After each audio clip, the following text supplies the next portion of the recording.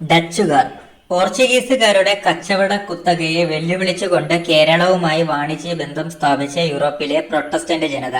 ഡച്ചുകാർ ഹോളണ്ടിൽ അല്ലെങ്കിൽ നെതർലാൻഡ്സിൽ നിന്നുള്ളവർ.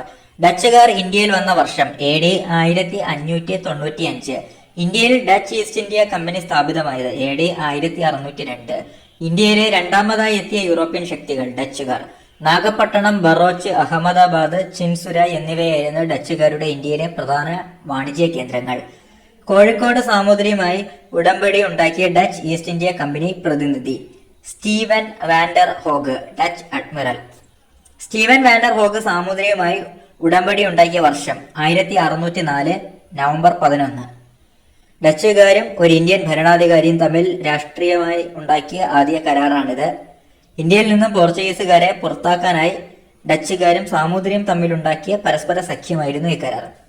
ഡച്ചുകാർ ഇന്ത്യയിൽ ആദ്യത്തെ ഫാക്ടറി സ്ഥാപിച്ചത് മസൂലിപ്പട്ടണം 1605.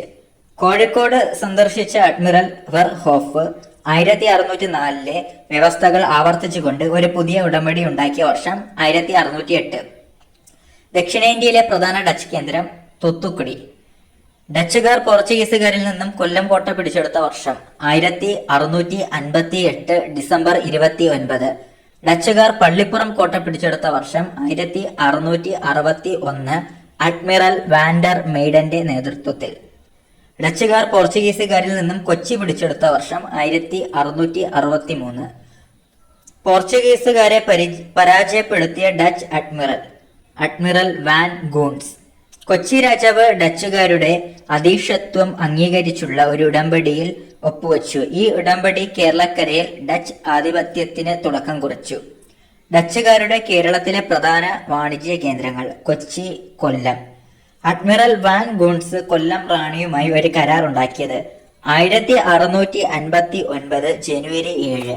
ഈ കരാർ പ്രകാരം കൊല്ലം നഗരവും പോർച്ചുഗീസുകാരുടെ തോട്ടങ്ങളും വസ്തുവകകളും റാണി ഡച്ചുകാർക്ക് വിട്ടുകൊടുത്തു. വീരകേരളവർമ്മയെ ഡച്ചുകാർ കൊച്ചിയുടെ ഭരണാധികാരിയായി വാഴിക്കുകയും 1663 മാർച്ച് 20 അദ്ദേഹവുമായി ഒരു കരാർ ഉണ്ടാക്കുകയും ചെയ്തു. ഡച്ചുകാർ പോർച്ചുഗീസുകാരിൽ നിന്നും കണ്ണൂർ കോട്ട പിടിച്ചെടുത്ത വർഷം 1663 ഫെബ്രുവരി. ഇന്ത്യയിൽ നിന്നും ആദ്യം തിരിച്ചുപോയ യൂറോപ്യൻ ശക്തി ഡച്ചുകാർ. മാർത്താണ്ഡവർമ്മയും ഡച്ചുകാർ തമ്മിൽ ഒപ്പുവെച്ച സന്ധി മാവേലിക്കര സന്ധി. ഡച്ചുകാർ പിടിച്ചെടുത്ത ചേറ്റുവ പ്രദേശം സാമൂതിരിക്ക് വിട്ടുകൊടുത്ത യുദ്ധം വെട്ടം യുദ്ധം.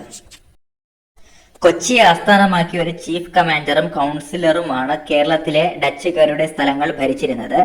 കമാൻഡറുടെ അടുത്ത പദവിയിലുള്ള ഒരു ചീഫ് അഡ്മിനിസ്ട്രേറ്റർ കമ്പനിയുടെ വാണിജ്യ കാര്യങ്ങൾ മേൽനോട്ടം വഹിച്ചിരുന്നു. കേരളത്തിൽ ഡച്ചുകാരുടെ ഭരണ പ്രവർത്തനങ്ങൾ വിഭജിക്കപ്പെട്ടിരുന്നത് രാഷ്ട്രീയം, സൈനികം, പൗരോഹിത്യകാര്യം. രാഷ്ട്രീയ കാര്യങ്ങൾ ഭരണം നടത്തിയിരുന്നത് കമാൻഡറും കൗൺസിലറും ചേർന്നാണ്. ഡച്ചുകാരുടെ സ്വാധീനത്തിലായിരുന്ന തീരപ്രദേശങ്ങളിൽ കുഷ്ഠരോഗ ചികിത്സയ്ക്ക് വേണ്ട സൗകര്യങ്ങൾ ഏർപ്പെടുത്തി.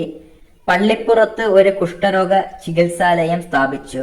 പഞ്ചസാര, ചെമ്പ്, തകരം, ഈയം, കർപ്പൂരം, പട്ട് മുതലായവയായിരുന്നു ഡച്ചുകാർ ഇറക്കുമതി ചെയ്തത്. കുരുമുളകായിരുന്നു പ്രധാന കയറ്റുമതി. ഏലവും പരുത്തിത്തുണിയും എന്നിവയും പ്രധാന കയറ്റുമതികളായിരുന്നു.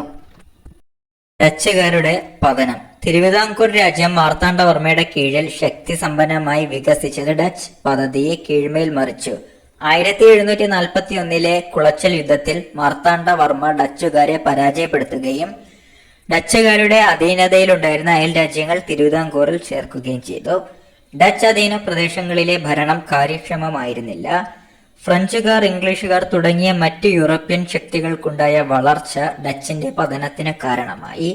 ഹൈദരാലി കോഴിക്കോട്ട് പിടിച്ചിടുകയും ചേറ്റുവയും പാപ്പിനിട്ടവും കീഴടക്കുകയും ചെയ്തു.